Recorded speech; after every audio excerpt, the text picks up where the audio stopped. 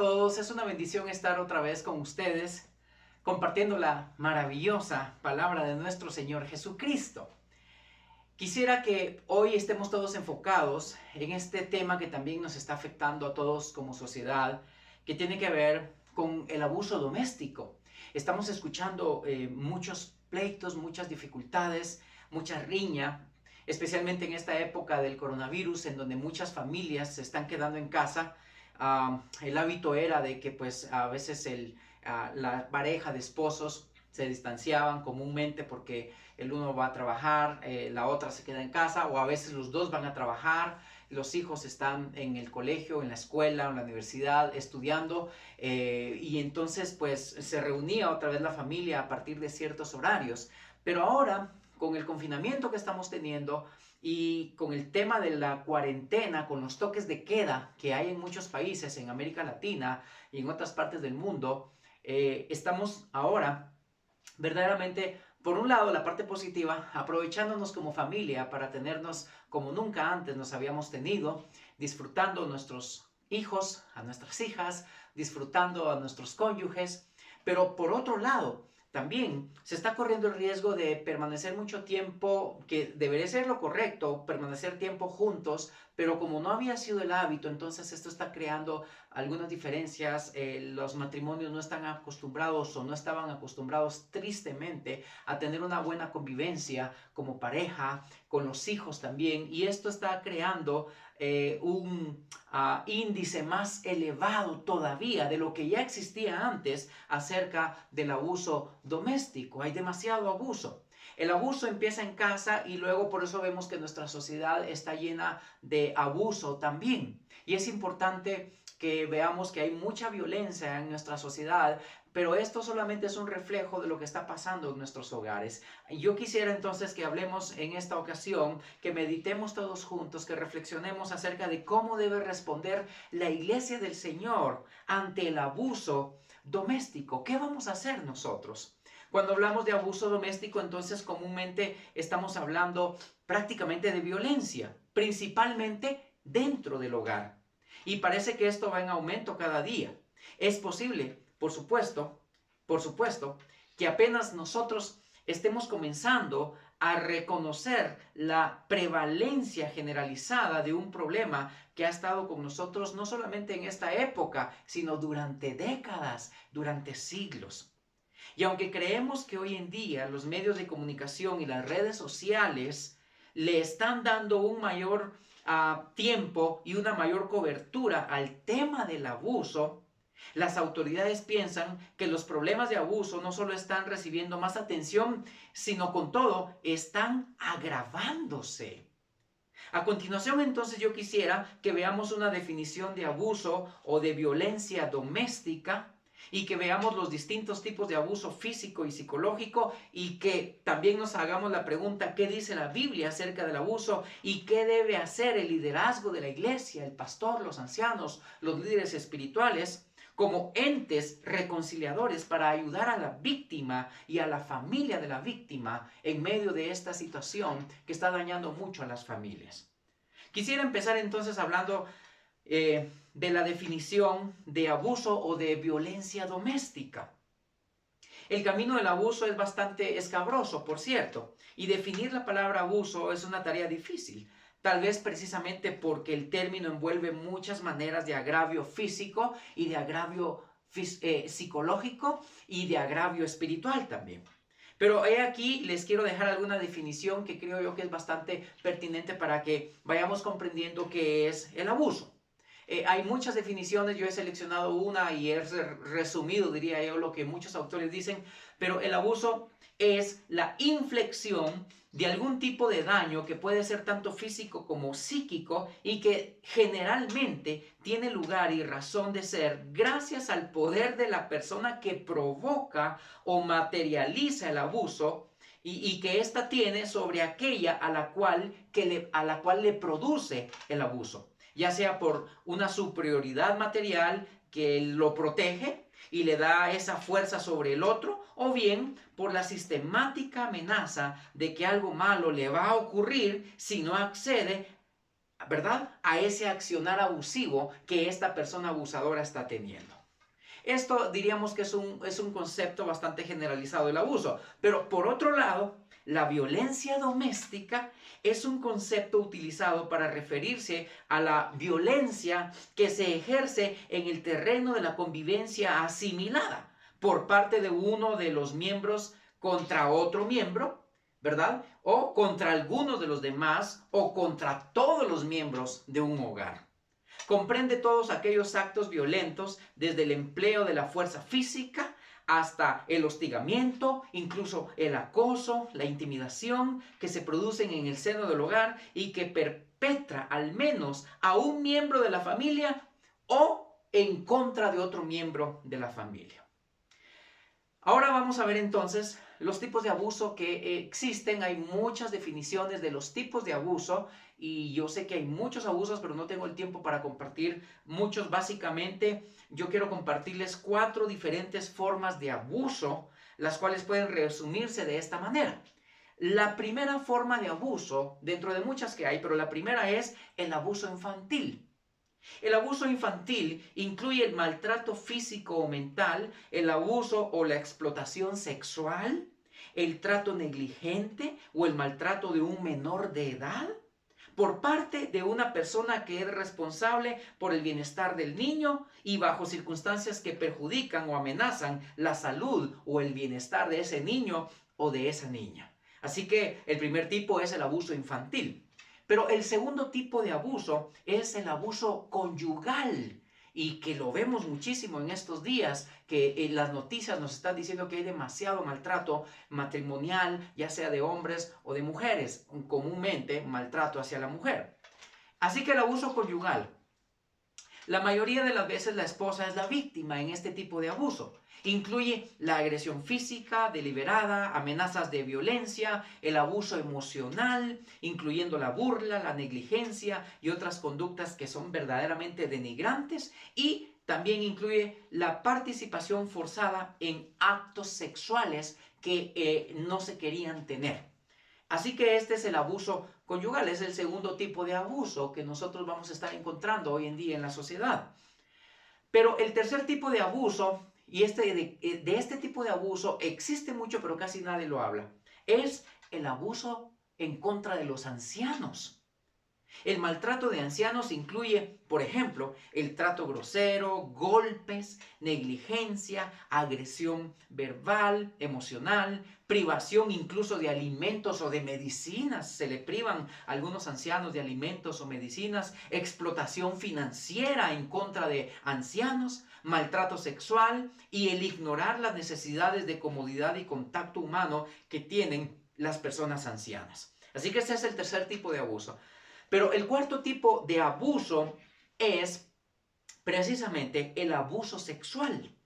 Y puede coincidir con cualquiera de las otras áreas de abuso e incluye por ejemplo, el exhibicionismo, el coito formado de manera ilegítima o de manera fuerte, duro, digamos, de una manera que va en contra de la naturaleza, u otra forma de comportamiento sexual, es decir, estar obligando a la pareja a tener un comportamiento sexual inapropiado, al que la víctima precisamente se resiste, y el acariciar, por ejemplo, los órganos genitales de un menor o de una persona discapacitada o incapaz, o imponer resistencia. Y aquí estoy diciendo que el abuso sexual no solamente se da en parejas de matrimonio, sino también fuera del matrimonio, y por eso estamos incluyendo a personas menores de edad, niños, niñas, gente discapacitada que se abusa sexualmente de ellas también, o gente que es incapaz de oponer cierto tipo de resistencia y que va a ser abusada sexualmente. Así que los tipos de abuso tienen que ver con abuso infantil, abuso conyugal, abuso de ancianos y el abuso sexual. De la misma forma, entonces, en que el abuso es muy difícil de definir porque se manifiesta por lo menos de las 4 maneras que les acabo de mencionar ahora mismo, así también es muy difícil de medir. No solamente es difícil de discernirlo, ¿verdad? De definirlo, sino también es muy difícil de medir el grado de abuso que se da en estas 4 áreas que acabo de mencionar. Son numerosas las víctimas que se rehúsan a revelar, a evidenciar y a denunciar el abuso, especialmente cuando el abusador es un miembro de la familia. Se tiene un terror tener que mencionar al tío, a la tía, a la cuñada, al padre, a la madre, quien es un abusador o una abusadora. Y frecuentemente los niños y los ancianos no son capaces de denunciar el abuso por sí mismos, y algunas personas ni siquiera están conscientes de que el dolor que experimentan es una forma de abuso. Ese dolor que tienen ya en sí mismo es una forma de abuso. Hubo un tiempo en que los creyentes descartaban todo esto como algo que era rara vez ocurrente dentro de los hogares cristianos. Se decía, no, esto no va a pasar nunca en un hogar cristiano. Pero ya no se puede mantener tal ingenuidad. Ya no podemos ser ingenuos ante la idea de que esto no va a suceder en hogares cristianos. Muchos especialistas del tema han comenzado a documentar la prevalencia del abuso, incluso en los mismos círculos cristianos, protestantes, evangélicos. Este es un problema que los consejeros cristianos probablemente van a estar encontrando con mayor frecuencia a medida que las personas están más dispuestas a hablar, a exteriorizar sobre sus propias experiencias como víctimas de abuso. Pero entonces ahora la pregunta es, ¿qué dice la Biblia sobre el abuso? ¿Habrá algo que Dios tenga que decirnos con respecto al abuso, al maltrato? Y se podría argumentar que gran parte de la Biblia trata acerca de la violencia. Algunos podrían decir, bueno, es que la Biblia hay muchos pasajes donde se habla de la violencia. Incluso alguien podría decir, los relatos de la historia bíblica frecuentemente mencionan, por ejemplo, asesinatos, batallas militares y sangre de los mártires. A menudo incluso alguien podría decir que la violencia se producía en muchos pasajes bíblicos a causa de los actos pecaminosos de personas desobedientes cuyas vidas eran corruptas ante los ojos del Señor. Alguien podría decir que Génesis 6:11, por ejemplo, describe un tiempo antes del diluvio cuando la tierra estaba corrupta delante de Dios y estaba llena de violencia. La violencia también se produjo como resultado de guerras que Dios había establecido para castigar a los malvados y administrar la justicia divina en medio de ese contexto. Cuando se menciona, por ejemplo, en Proverbios, la vara de la corrección, se hace hincapié en la disciplina destinada a librar al niño de la locura, para evitar que se comporte de una forma interesantemente autodestructiva, para impartir sabiduría y para promover la paz y las buenas relaciones en la familia, tal como lo menciona Proverbios 22:15, 23 del 13 al 14 y Proverbios 29. Así que se podría argumentar que la Biblia precisamente tiene muchos pasajes que habla de violencia. Una buena parte de los relatos históricos de la Biblia frecuentemente, como yo estoy mencionando, se habla de asesinatos, batallas militares y sangre de mártires, por ejemplo. Sin embargo, en ninguna parte la Biblia aprueba ni el abuso infantil, ni el abuso conyugal, ni el abuso de ancianos, ni mucho menos el abuso sexual. Por el contrario, hay un énfasis especialmente en el Nuevo Testamento que tiene que ver con el comportamiento no violento.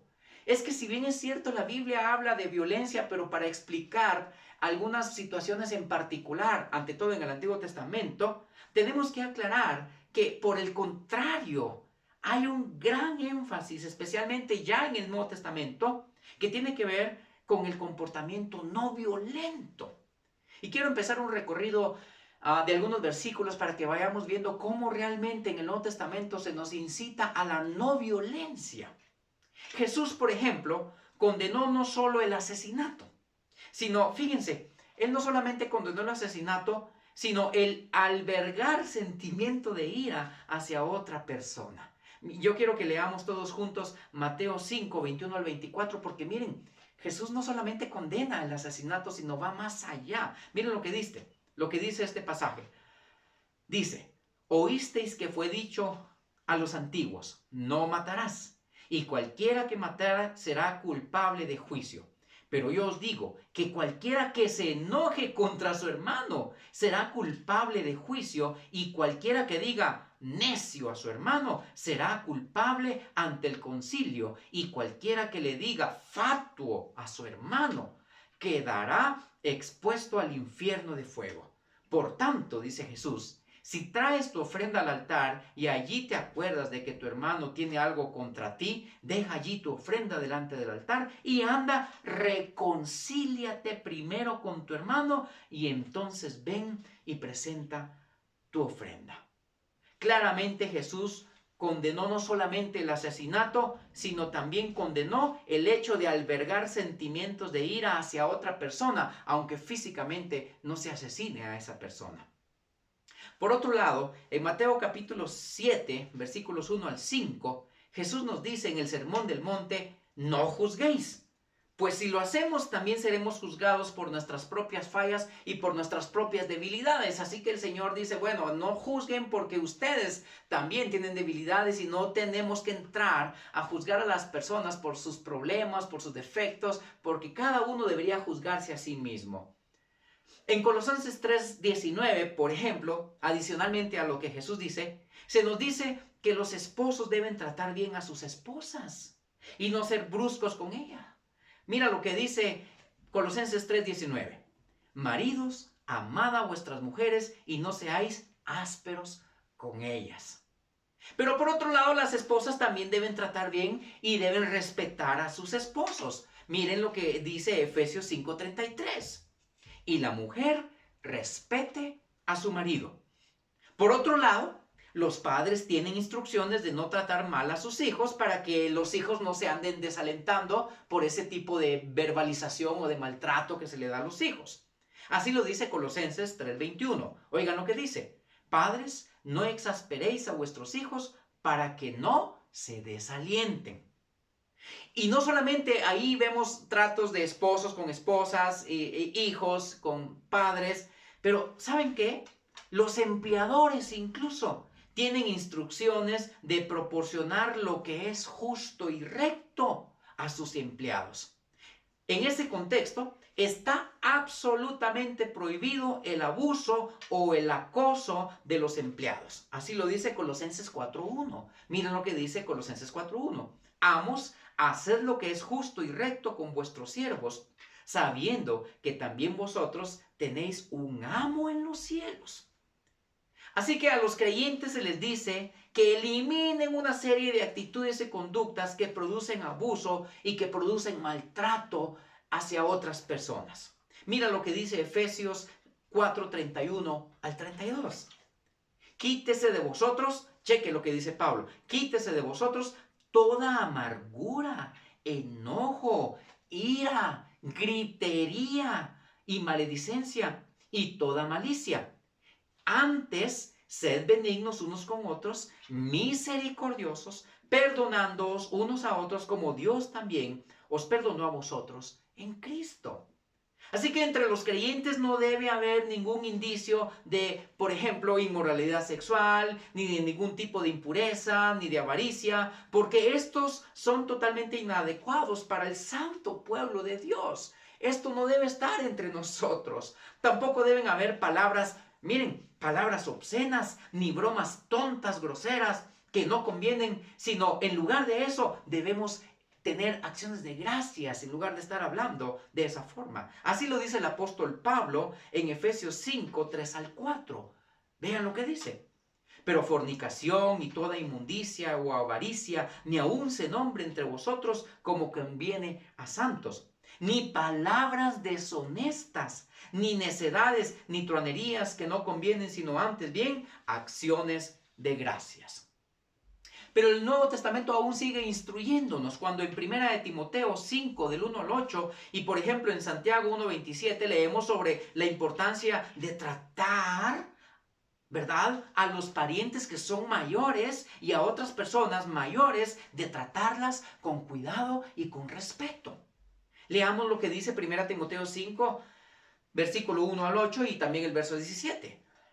Dice: no reprendas al anciano, sino exhórtale como a padre, a las ancianas como a madres. Honra a las viudas, que en verdad lo son, Pero si alguna viuda tiene hijos o nietos, aprendan estos primero a ser piadosos para con su propia familia y a recompensar a sus padres, porque esto es lo bueno y agradable delante de Dios. Mas la que en verdad es viuda y ha quedado sola, espera en Dios y es diligente en súplicas y oraciones noche y día. Pero la que se entrega a los placeres viviendo de esa forma está muerta. Manda también estas cosas para que sean irreprensibles, porque si alguno no provee para los suyos, en el contexto de proveer a los ancianos, a los de mayor edad, y mayormente para los de su casa, ha negado la fe y es peor que un incrédulo. Y vean el verso 17. Los ancianos que gobiernan bien sean tenidos por dignos de doble honor, mayormente los que trabajan en predicar y enseñar. Así que verdaderamente no hay lugar para el abuso de ancianos entre nosotros los cristianos.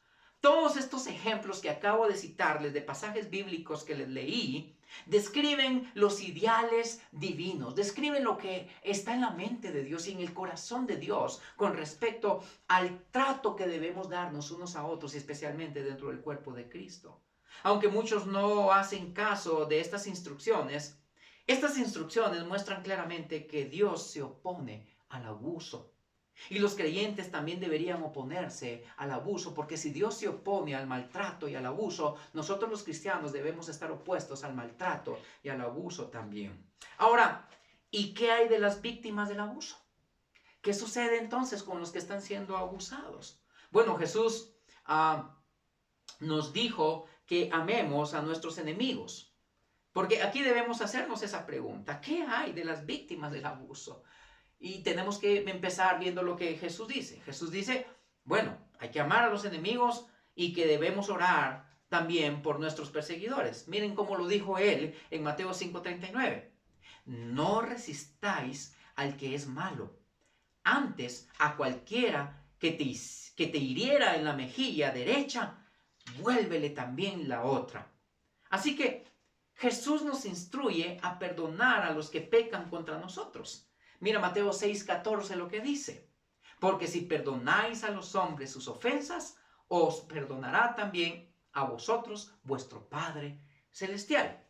Y si bien es cierto que la Biblia habla sobre el perdón en estos pasajes en voz de Jesús, las Escrituras no nos instruyen a abandonar la defensa personal ni a permanecer pasivos mientras nuestros niños, nuestros jóvenes, nuestras mujeres y nuestros ancianos son abusados por otros miembros de la familia.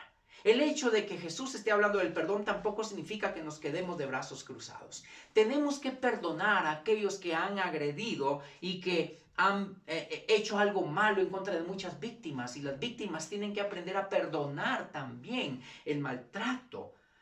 Pero el hecho de que la Biblia hable de perdón no significa que nosotros debamos quedarnos así de brazos cruzados y abandonar la lucha para que nosotros hagamos algo al respecto en contra, no solo del abuso, sino del abusador o de los abusadores o de la abusadora, si fuera una mujer.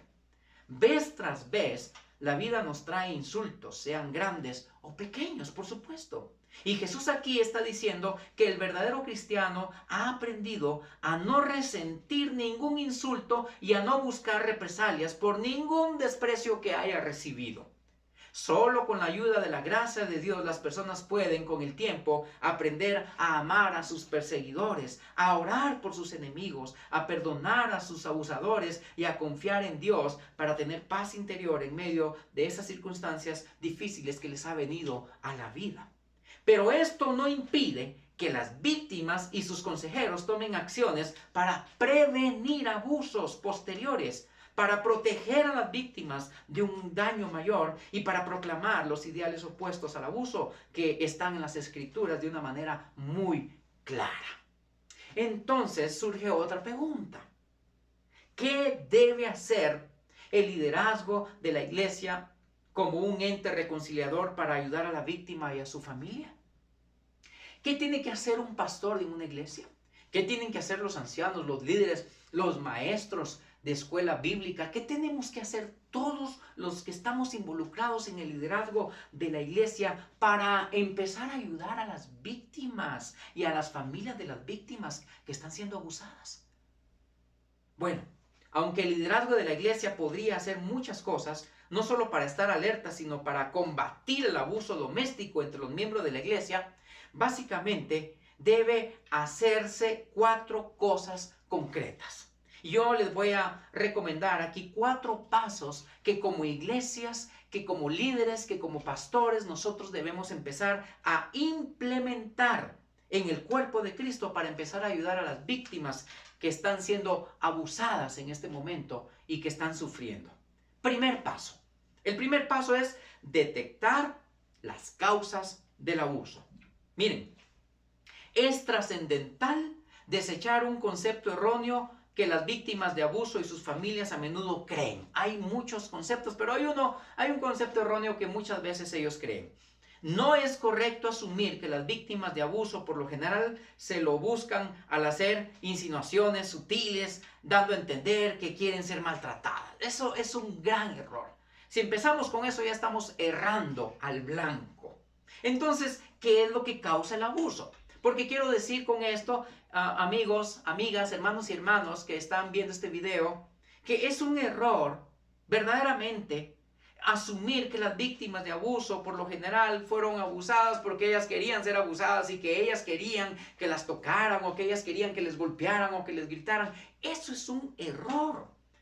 Entonces, ¿qué es lo que causa el abuso? Si no es eso lo que causa el abuso, ¿qué es lo que causa?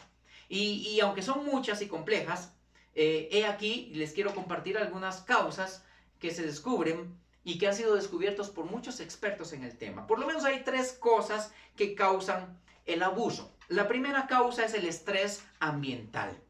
Se ha sugerido que la violencia inducida por estrés a menudo ocurre en 3 etapas. Primero, la etapa de escalada de la tensión en la que el estrés va en aumento y las técnicas para manejarlo se tornan cada vez menos efectivas.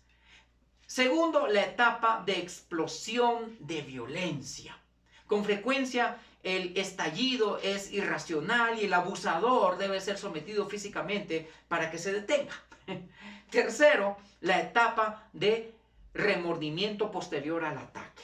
Así que lo que estoy diciendo acá es que hay 3 causas. La primera causa es el estrés ambiental. Hay un estrés. La segunda causa es el abuso aprendido. Curiosamente, el abuso aprendido.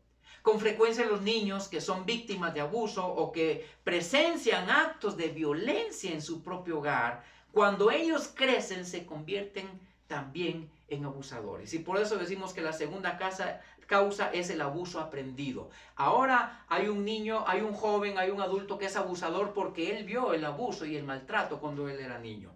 Y la tercera causa que estamos tratando de detectar es la inseguridad personal. La tercera causa del abuso es la inseguridad personal. A menudo las investigaciones revelan que los abusadores son personas inseguras, impulsivas, que se sienten amenazadas y por lo general tienen un concepto muy bajo de sí mismo. Así que el primer paso que nosotros debemos hacer como iglesia para ayudar a una víctima que está siendo maltratada es detectar las causas del abuso. Y les he dicho que por lo menos hay 3 causas: el estrés ambiental, el abuso aprendido y la inseguridad personal de una persona. Pudieran existir otras causas de abuso. Estudios recientes han demostrado que las películas sexualmente violentas, el material pornográfico y los programas de televisión pueden promover y de hecho promueven la violencia, especialmente en contra de las mujeres. Por eso es muy importante que la iglesia detecte las causas del abuso para iniciar un proceso de consejería y restauración para aquellos miembros de la misma iglesia o de otras iglesias que hayan sido abusados o que hayan sido abusadas. Así que he dado el primer paso, detectar las causas del abuso. Pero el segundo paso que la iglesia debe hacer como un ente reconciliador con las personas que están sufriendo todo esto es tratar con los efectos del abuso. Una vez que nosotros como líderes de la iglesia, pastores o lo que seamos, empezamos a detectar las causas, ahora el segundo paso es tratar los efectos del abuso. El abuso tiende a afectar profundamente a las víctimas y con frecuencia tiene una influencia que perdura a lo largo de toda la vida. Los distintos efectos del abuso se pueden agrupar en tres categorías generales.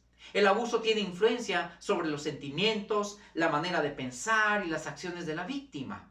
Los sentimientos de las víctimas a menudo son, por ejemplo, ira, temor, vergüenza, culpa, confusión e incluso indignación. La manera de pensar de las personas que han sido abusadas se caracteriza por una autoestima muy baja. Las víctimas de abuso se consideran poco atractivas, se consideran incompetentes, inadecuadas, dependientes y no amadas por otras personas. En cuanto a sus acciones, por ejemplo, las víctimas de abuso tienden a desarrollar conductas antisociales, problemas de aprendizaje, tensiones interpersonales con otras personas, desempeño deficiente en su propio trabajo, falta de concentración y, como hemos visto, una tendencia a convertirse en personas incluso violentas y abusivas.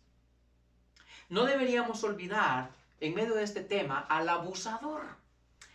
Saben, muchas veces estas personas, como abusadores o abusadoras, sienten un remordimiento profundo y constante, especialmente después de que su conducta abusiva llega a ser conocida de una manera pública.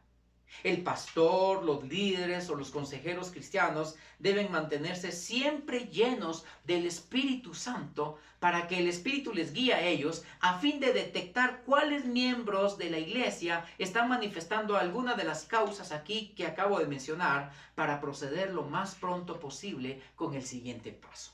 Ahora, el siguiente paso, el paso número 3, que la iglesia o los líderes de la iglesia, el pastor, etcétera, deben hacer para ayudar a las víctimas es implementar consejería a fondo para el abusado. Es importante que establezcamos un programa de consejería después de haber detectado, ¿sí?, de cuáles eran las causas del abuso, después de haber tratado algunos efectos del abuso en contra de algunos que han sido abusados, y entonces ahora vamos a implementar consejería, pero no consejería subjetiva o solo de un momento, sino a fondo para tratar al abusado de manera personal. Y quiero decirles que muchas veces los miembros de las iglesias no están acostumbrados a los procesos, ni a los procesos cortos, ni digamos a los procesos medianos o largos. Me ha tocado ofrecerle consejería a mucha gente, pero cuando les digo, ¿saben qué? Me tengo que sentar con ustedes, tenemos que hablar, tenemos que usar llamadas telefónicas, tenemos que empezar un proceso, la gente pues sale huyendo porque dicen, yo quisiera que me den un consejo ahorita y que se les resuelva todo el problema de maltrato que están experimentando, pero esto no es fácil. Porque así como hubo un proceso que el abusador o la abusadora tuvo en contra suya, hermano o hermana o amigo o amiga que me está viendo, así también debe haber un proceso de ayuda en consejería para usted. Por eso el tercer paso es implementar consejería a fondo, no solamente algo poquito o instantáneo, una receta, ¿verdad? Como que fuera café instantáneo. Tiene que ser a fondo. Puede ser difícil aconsejar tanto al abusador como a la víctima. No es fácil. En ocasiones los consejeros tienen dificultad para decidir si deben creer las denuncias de abuso interpuestas por niños pequeños o incluso por ancianos.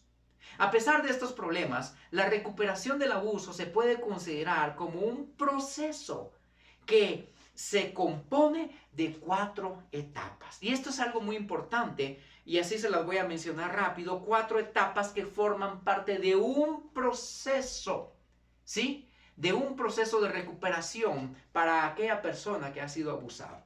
La primera etapa es la etapa del impacto. Puede durar desde unas pocas horas hasta varios días y se caracteriza, por ejemplo, por la conmoción, por la ansiedad, por el temor y por la incredulidad. Esa es la primera etapa del abuso, la etapa del impacto. La segunda etapa es la etapa de la negación, ¿sí? Para poder manejar el estrés, la víctima trata de dejar de lado el trauma del abuso y retornar a una etapa previa de funcionamiento. Y negar, bueno, o sea, está siendo abusado o abusada, pero empieza a negar que está siendo abusado, ¿sí? La tercera etapa es la etapa de procesamiento. Ya entra a otra situación la persona abusada, la etapa del procesamiento. Esta etapa se inicia cuando la experiencia de abuso ya no puede ser reprimida de alguna u otra forma. Entonces se empieza a procesar, se empieza a evaluar, se empieza a pensar que verdaderamente estamos en un problema. Y la cuarta etapa en este proceso para que nosotros implementemos consejería es importante establecer estas etapas. Es la etapa de integración.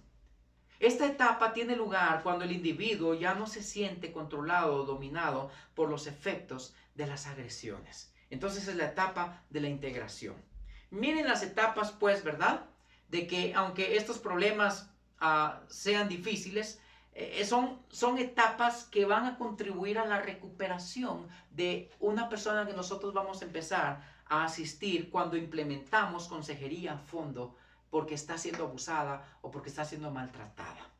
Solamente cuando se implementa un proceso de consejería a fondo con el abusado, estas 4 etapas pueden ser descubiertas por el consejero y conducir al abusado hacia una recuperación moral, incluso hacia una recuperación física si ha habido abuso físico, y no digamos hacia una recuperación espiritual, que es lo que todos deseamos también, que el alma y el espíritu estén bien. Bueno, entonces, he dado hasta aquí estos tres pasos de cómo nosotros podemos, como liderazgo de la iglesia, reconciliar a las personas que han sido, por un lado, un abusador o abusadora con el abusado. Y les dije que eran 4 pasos. El primer paso, pues, es detectar las causas del abuso. El segundo paso, ya lo mencioné, tratar con los efectos del abuso. El tercer paso es implementar un proceso de consejería a fondo con el abusado. Pero el cuarto paso que la iglesia debe hacer para ayudar a una persona que está siendo violentada en todo esto es establecer un programa de prevención contra el abuso. Miren, esta es una parte que a veces como iglesia nosotros dejamos de hacer. Creemos que hemos ayudado ya a una persona a salir adelante en medio de su situación difícil que ha experimentado, pero no hacemos mayor cosa. Este paso sugiere que nosotros establezcamos un programa de prevención en contra del abuso.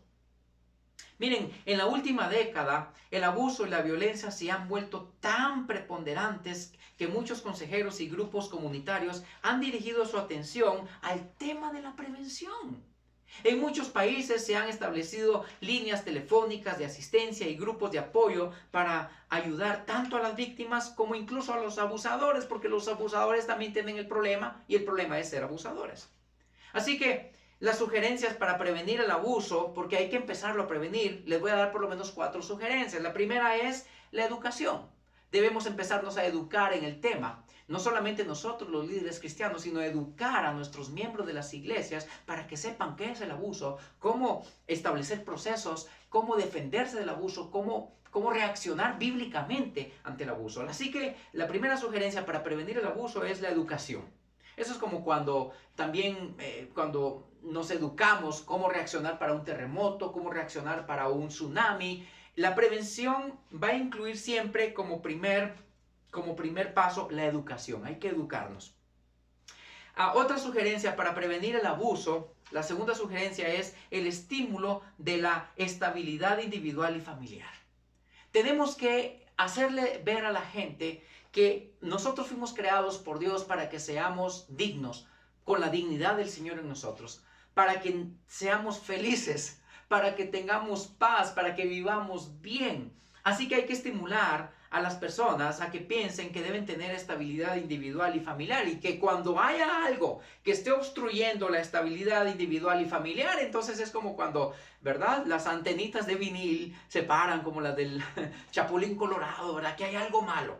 Tenemos que prevenir haciéndole ver a la gente de que ellos tienen que ser emocional, espiritual, psicológica y físicamente estables. Estabilidad individual y estabilidad familiar. Si de manera individual y si de manera familiar no hay estabilidad, entonces hay algo que está pasando. Y tenemos que prevenir. Hay algo que está pasando. Por alguna razón el esposo está insatisfecho. Por alguna razón la esposa está insatisfecha. Los hijos están insatisfechos. Hay algo que no nos tiene bien de forma individual y de forma colectiva, familiar. Entonces, esta es una manera de prevenir. ¿Cómo? Estimulándonos a la estabilidad individual y familiar. Otra sugerencia que previene el abuso es la enseñanza de destrezas interpersonales. Tenemos que enseñarle a la gente a que practiquen todas aquellas cosas que un día aprendieron en la vida, en la escuela, en el colegio, en la universidad, en la iglesia, y que se sepan útiles y que sepan que tienen destrezas y que pueden compartir esas destrezas los unos con los otros. Cuando mantenemos ocupadas a las personas, entonces estamos previniendo también. Cuando la gente muchas veces pasa en soledad, es cuando el abusador o la abusadora toma control de esas personas porque están desocupadas. Así que debemos estimular las destrezas interpersonales entre unos y otros y que nos mantengamos ocupados unos con otros. Y la cuarta sugerencia para prevenir el abuso es la acción social. Verdaderamente la acción social. Alguien diría, bueno, nosotros los cristianos no debemos echar mano de programas sociales que ayuden a la comunidad, y la respuesta o la realmente mi respuesta es no, sí debemos. Por supuesto debemos evaluar de cuáles son las fuentes de información, qué filosofías tienen, qué tendencias tienen, pero a la postre debemos también echar mano de programas sociales que puedan ayudar a una persona a no ser maltratada. Precisamente porque nosotros como cristianos estamos formando parte de la sociedad e impactamos a la sociedad, y quiera que no, la sociedad nos impacta a nosotros. Todo esto parece ajeno quizás al trabajo del pastor, del consejero cristiano y del ministerio de la iglesia local. Así pareciera todo esto. Sin embargo, en toda la Biblia se hace énfasis en el deber de ayudar al extranjero, de ayudar al huérfano, de ayudar a la viuda, al pobre, al indefenso y a todos aquellos que están en necesidad. Así que si vemos que esto aparece en la Biblia, nosotros tenemos que hacerlo. En la sociedad actual, ciertamente no existe persona más impotente que la víctima de abuso. El genuino cristiano tiene la responsabilidad de ayudar y proteger a aquellos que por distintas razones han sido abusados o se han convertido incluso en abusadores. Bueno, hasta aquí hemos visto 4 cosas muy importantes. Primero, la definición de abuso o de violencia doméstica. Segundo, los tipos de abuso que existen, que ya los expliqué. Tercero, ¿qué dice la Biblia sobre el abuso? Y cuarto, hemos visto también qué debe hacer el liderazgo de la iglesia como un ente reconciliador para ayudar a la víctima y a su propia familia.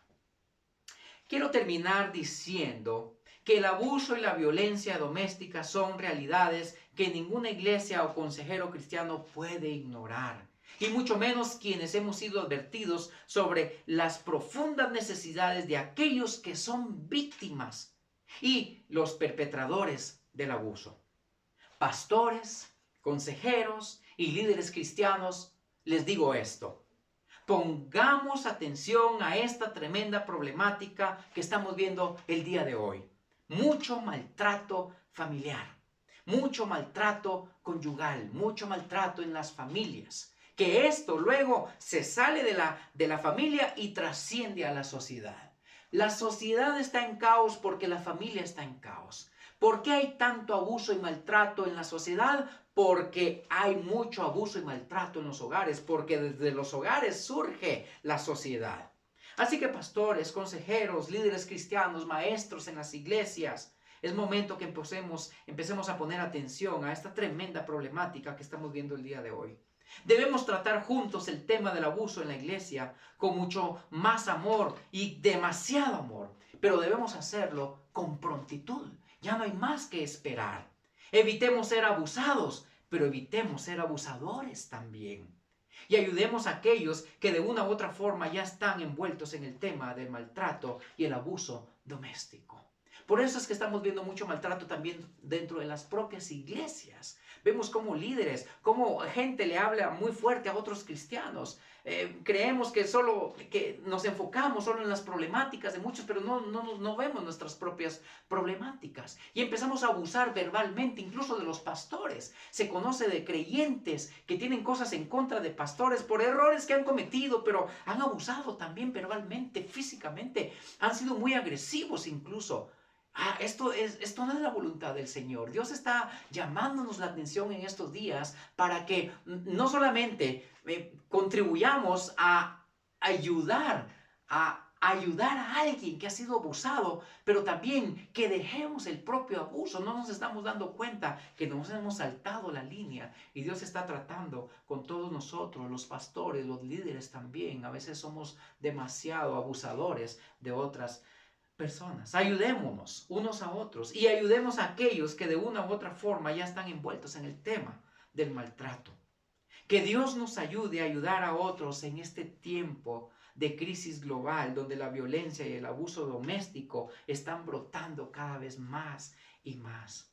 Por tanto, conducir al abusado hacia una recuperación moral, física y espiritual es una enorme, es una gran obligación y responsabilidad de la iglesia.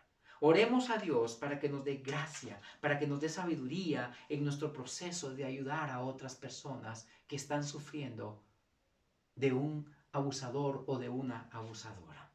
Que Dios nos use a todos. Que Dios nos dé las fuerzas para poder empezar a abordar este tema en nuestras iglesias y ayudar a muchos cristianos y a gente que no es cristiana a salir de esto también. Que el Señor les bendiga grandemente. Yo soy el pastor Karel Golcher de Comunidad Cristiana La Roca en Quetzaltenango, Guatemala, y espero poderme encontrar nuevamente con ustedes en otro video. Saludos y bendiciones para todos y que pasemos un lindo domingo y una linda semana. Bendiciones para todos.